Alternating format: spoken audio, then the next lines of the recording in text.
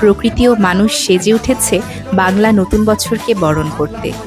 নিঃসন্দেহে বৈশাখ বছরের সবচেয়ে রঙিন মাসগুলোর একটি। বৈশাখের এই বাহারি রঙের সর্বোত্তম উদাহরণ কি হতে পারে? আসুন আজ আমরা বাংলার শত শত বছরের ঐতিহ্য শখের হাড়ির রঙে মিলিয়ে যাই।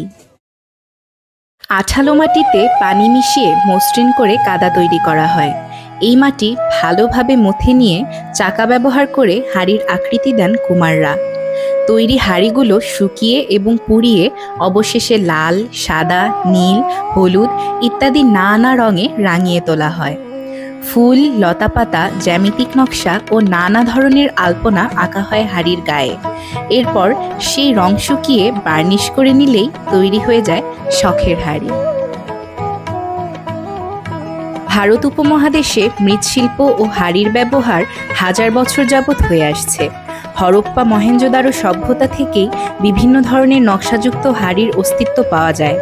বিভিন্ন প্রত্নতাত্ত্বিক নিদর্শন থেকে জানা যায় তখনকার মানুষ হাড়ির গায়ে নকশা ও চিত্র অঙ্কন করত, যা তাদের জীবনের নানা দিক তুলে ধরে।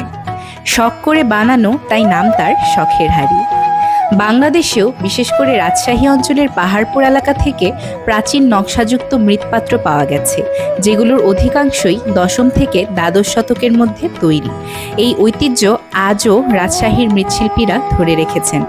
তাদের মধ্যে অন্যতম একজন হলেন সুশান্ত কুমার পাল।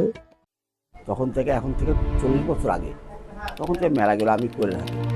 এখন যেভাবে মেলাগুলো পরে বা হয় সেসব মেলাগুলো তো আর তেমনভাবে হয় না। আমি যা চেয়েছি তার থেকে অনেক গুণ বেশি পেয়েছি। কিন্তু একটা চা পাওয়া যে আমার ছেলেমেয়েরা প্রজন্ম যেন ধরে থাকবে কিভাবে, তারা শ্রম দিয়ে মূল্য যদি না পায়, বিক্রি যদি না হয়, তাহলে ধরে থাকবে কী করে?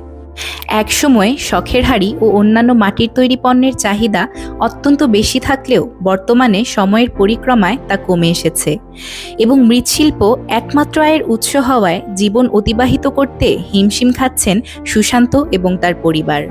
যেহেতু আমাদের এখান থেকে যাইতে এক একজনের মাল সহ 5-6 হাজার করে টাকা লাগে, ওখানে যাবে, আবার একটা জায়গা থাকার মতো জায়গা লাগবে, খাওয়া দাওয়ার পয়সা লাগবে, এগুলো